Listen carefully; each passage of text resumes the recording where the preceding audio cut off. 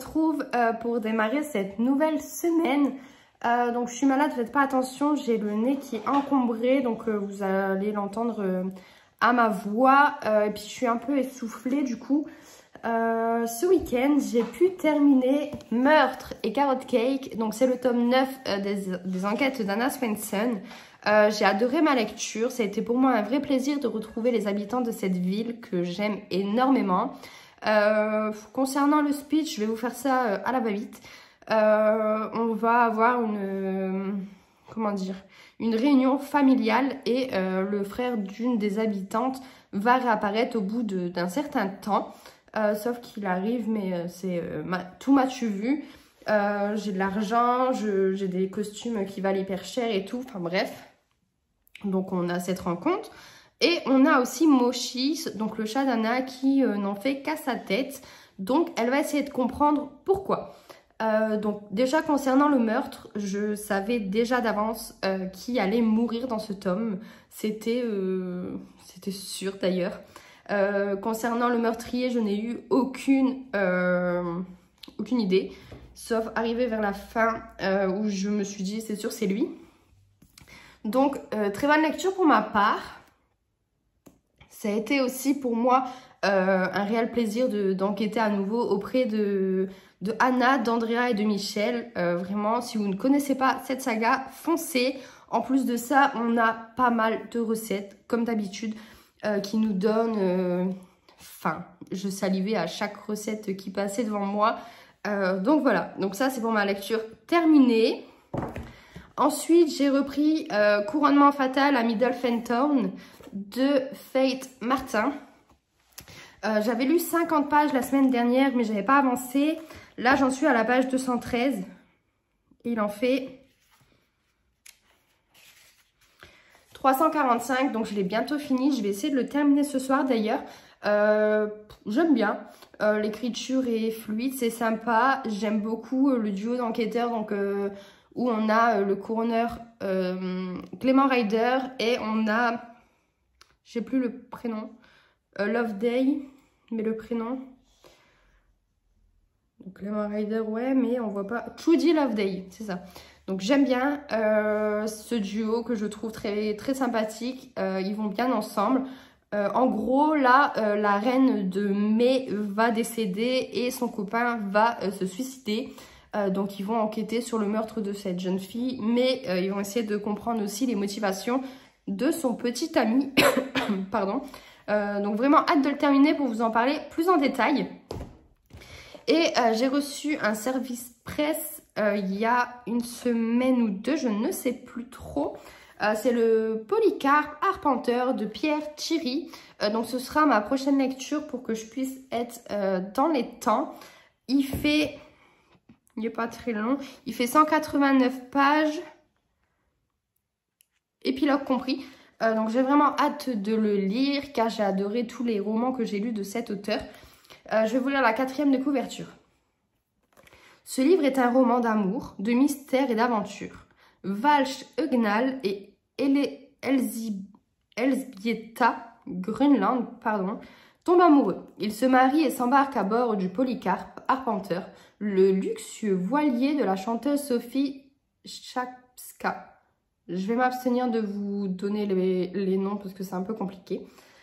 Mais comme dans la vie, rien ne se passe comme prévu. Sans labyrinthe, les voyages seraient-ils nécessaires?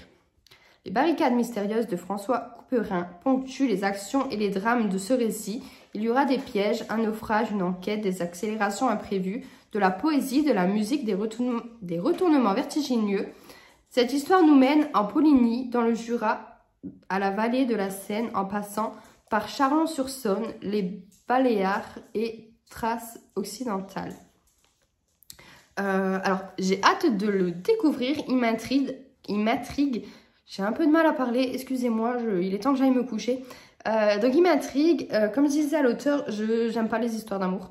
Donc j'avais très très peur quand il me l'a proposé, mais il m'a assuré qu'il n'y avait pas de...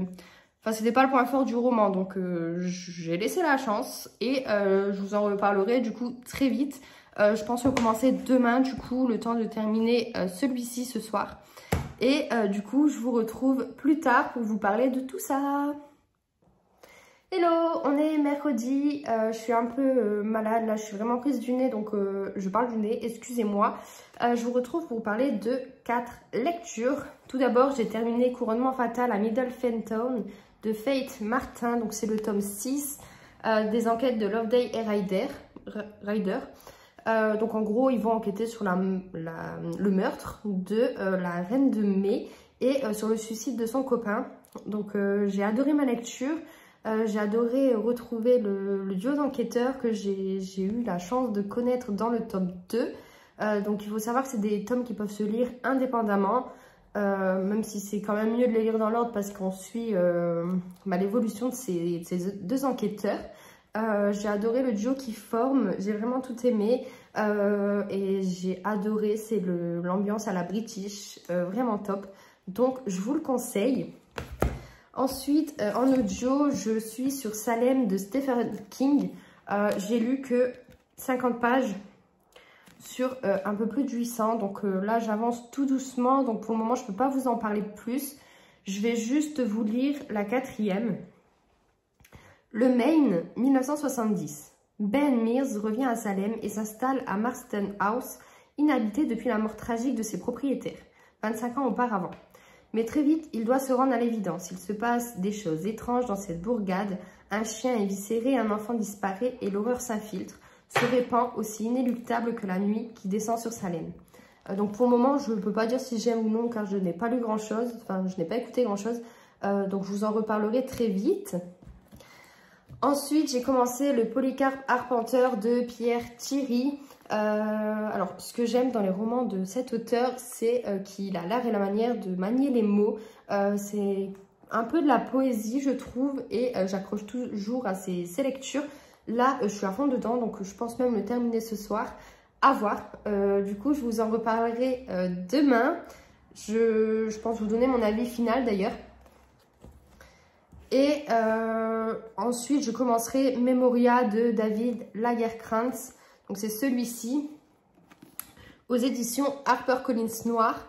Je vais vous lire également la 4e pour vous donner un petit aperçu.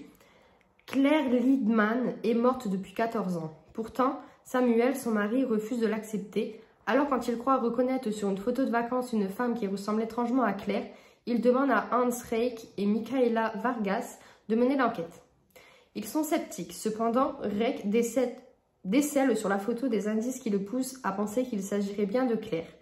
Au même moment, et peut-être par pur hasard, Julia, la fille de Reich, entame une relation amoureuse avec un mystérieux inconnu et Michaela subit les menaces de son criminel de frère, Lucas, sans pour autant se laisser intimider. Lorsqu'elle découvre qui est le petit ami de Julia, son monde s'effondre. Reich, lui, apprend que son ennemi de jeunesse, Gabor Morovia, était lié à Claire Liedman. Il s'apprête une fois encore à l'affronter. Donc ça m'a l'air pas mal, j'ai vraiment hâte de le commencer. Ouais, mission du jour, terminer celui-ci pour commencer celui-là et avancer un peu dans Salem. Sur ce, je vais vous laisser, je vais aller faire ce que j'ai à faire parce que ce midi je suis pas rentrée, donc j'ai pas mal de choses à faire et je vous retrouve du coup plus tard. Hello, on est lundi, je vous retrouve pour vous parler de plusieurs livres. Dans un premier temps, j'ai reçu de la part de Babelio pour le lancement de Masse Critique, Le Petit Poussé de Ivan Godbout. Donc c'est celui-ci, c'est un conte interdit qui parle du Petit Poussé du coup. Je pense le lire début novembre, très rapidement même, parce qu'il me donne envie. Ensuite, j'ai terminé celui-ci, mais je ne m'attarderai pas dessus. J'ai terminé Memoria de David Lagerkrantz, celui-ci. Donc, je suis sur une lecture assez mitigée. J'ai bien aimé la plume de l'auteur, mais j'ai pas eu d'attache particulière au personnage.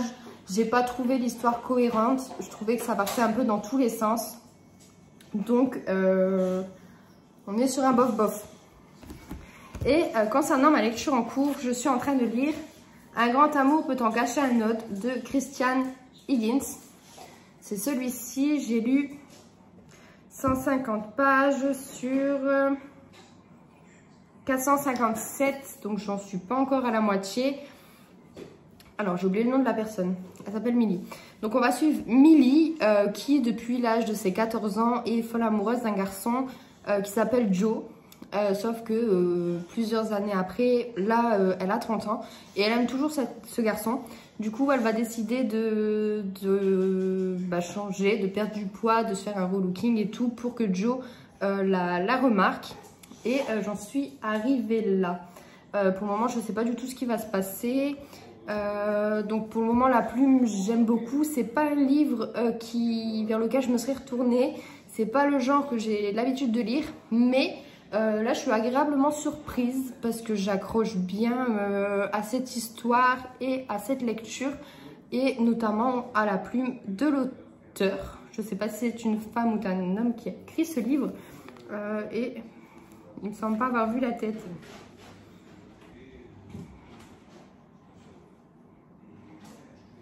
Si, c'est une femme, donc c'est bien une autrice. Donc voilà, je vais essayer d'avancer un peu ce soir pour vous en reparler. Dans tous les cas, il faut que je vous fasse mon bilan du mois d'octobre. Je ferai ça mercredi. Et il faut que je finisse celui-ci demain. Il faut qu'il en fasse partie. Sur ce, je vous laisse et je vous retrouve plus tard. Hello! Aujourd'hui, on est mercredi et c'est férié, du coup, pas de boulot pour moi. J'en profite pour vous faire mon bilan du mois d'octobre. J'ai lu 9 livres. Alors, j'ai lu Dans la forêt des larmes de Glendy Vandera aux éditions Charleston. Gros coup de cœur pour moi. J'ai adoré cette histoire que je vous conseille fortement d'ailleurs. Ensuite, j'ai lu Cimetière de Stephen King aux éditions Livre de Poche.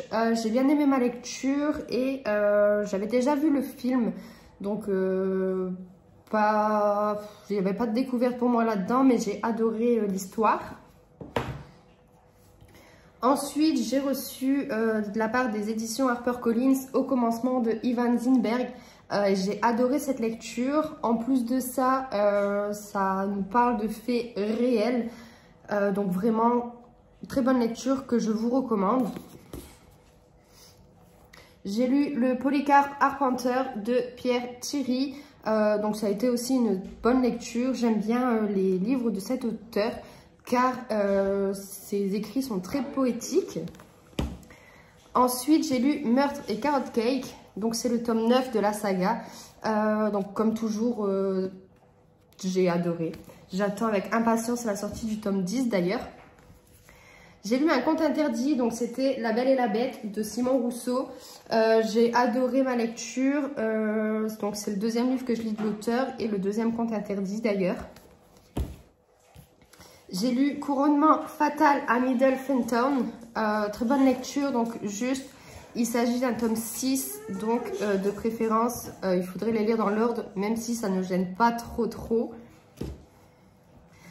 Ensuite, j'ai lu Memoria de David Lagerkrantz. Je suis très mitigée sur ce livre, car j'ai pas trop accroché. La plume est sympa, mais je m'attendais pas du tout à ce genre d'histoire, malgré que le speech me tentait énormément. Et j'ai terminé également Un grand amour peut en cacher un autre de Christian Higgins. Très bonne lecture pour ma part. En plus, je suis sortie de ma zone de confort, donc du coup, c'était pas mal. Donc ça, c'est pour mon bilan. Et juste après, je vais commencer Le Petit Poucet de Ivan Godbout. Donc c'est un conte interdit qui fait 200 pages, épilogue compris. Donc je vais essayer de commencer, de le terminer aujourd'hui.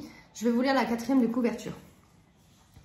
Un ourson qui retrouve son âme après une lutte acharnée. Un petit garçon qui a perdu sa maman, son papa et sa boucle d'or chérie. Une famille accueillante mais troublée qui ne voit pas l'entité noire planer au-dessus d'elle. Un ogre qui attend depuis trop longtemps l'arrivée du petit poucet dans sa contrée. L'ombre du mal veille toujours et a jeté son dos dévolu sur le jeune Bastien. Patiente, elle attend le bon moment pour serrer l'enfant entre ses griffes. Ensuite, elle pourra enfin mettre sa vengeance à exécution. Donc j'ai hâte de le commencer, surtout que c'est la bonne période puisque hier c'était Halloween. Donc ça, je vous en reparlerai très vite. Et du coup, sur ce, moi, je vais vous laisser et je vous retrouve plus tard. Hello, on est samedi. Je vous retrouve pour clôturer ce vlog, mais pas que. Je viens pour vous parler de ma lecture que j'ai terminée. C'est Le Petit Poucet de Ivan Godbout, qui m'a été envoyé par Babelio.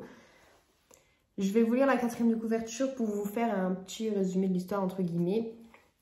Un ourson qui retrouve son âme après une lutte acharnée. Un petit garçon qui a perdu sa maman, son papa et sa boucle d'or chérie.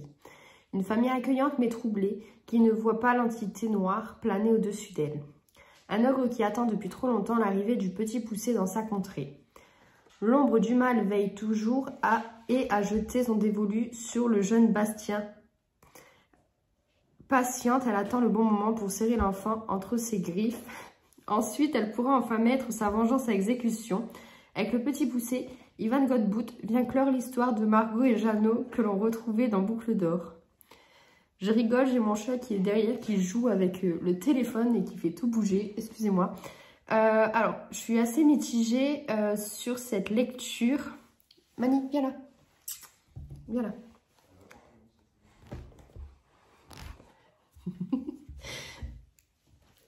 Je suis assez mitigée du coup, je disais, sur cette lecture parce que c'est un conte interdit, il doit avoir du gore dedans, mais il n'y en a pas eu assez à mon goût. Je l'ai même trouvé un peu soft. Au niveau des personnages, ils sont tous torturés à leur façon. On va parler d'addiction, aussi de... Alors comment dire? C'est quoi le mot? Je n'ai plus le mot. En gros, le papa de ce petit garçon va être ensorcelé, il va être mort, mais un démon va prendre son corps et son entité. Voilà, ça va parler de souvenirs d'enfance, très très mitigé, surtout que j'ai vu qu'il s'agissait d'une trilogie et que celui-ci était le 3e. Donc je pense aussi que c'est ce qui a fait que ma lecture était assez complexe, parce qu'on parle de choses qui se passent dans les autres tomes, notamment quand on parle de Boucle d'Or. Donc voilà, concernant ma nouvelle lecture, j'ai commencé en lecture commune avec Marine du conte Soulever les mots, que je vous mettrai ici. Celui-ci, donc c'est Un automne pour te pardonner, de Morgane Moncomble. C'est pas du tout le genre de livre vers lequel je me retourne habituellement, c'est une new romance comme on peut le voir ici. Mais ce livre m'intriguait, j'en ai parlé avec Marine du conte Mon Concon L'ivresse, qui m'a dit qu'il en valait vraiment la peine, qu'il n'y avait pas trop d'histoire d'amour dedans. Et elle a fini par me l'offrir pour mon anniversaire. Du coup, je me suis lancée, je vais voir ce que ça dit. Je vais vous lire la 4e de couverture. Avocate en devenir, Camélia est passionnée de crimes non résolus. Ça tombe bien, Rory Cavendish, son ancien bourreau, vient de mourir mystérieusement. Le présumé coupable du meurtre, c'est lui, Lou McAllister, le meilleur ami de Rory, le garçon qui l'a humilié il y a 10 ans et qu'elle n'a jamais oublié depuis. Camélia saisit cette chance pour résoudre sa première enquête et satisfaire sa soif de vengeance. Lou a toujours été le mouton noir de sa famille, mais il ne s'attendait pas à finir en prison pour meurtre. Du jour au lendemain, le voilà abandonné par tous ceux en qui il avait confiance. La seule personne à pouvoir le sortir de là, c'est elle, Camélia O'Brien, la première victime de Rory, la fille qui l'a blessée plus jeune et qui hante ses pensées depuis. Lou est prête à tout pour se faire pardonner ses péchés et repartir de zéro. Donc voilà, il fait 424 pages et pour le moment j'en suis qu'au début, j'en suis à la page 60. On alterne entre deux personnages, donc Camélia et Lou. Mais pour le moment je ne vous en dis pas trop, je vais avancer dessus et je vous en reparle du coup début de semaine prochaine. Sur ce, je vous laisse, j'espère que vous avez passé un agréable moment et que je vous ai donné envie de lire certains livres. Du coup, je vous souhaite à tous un bon dimanche.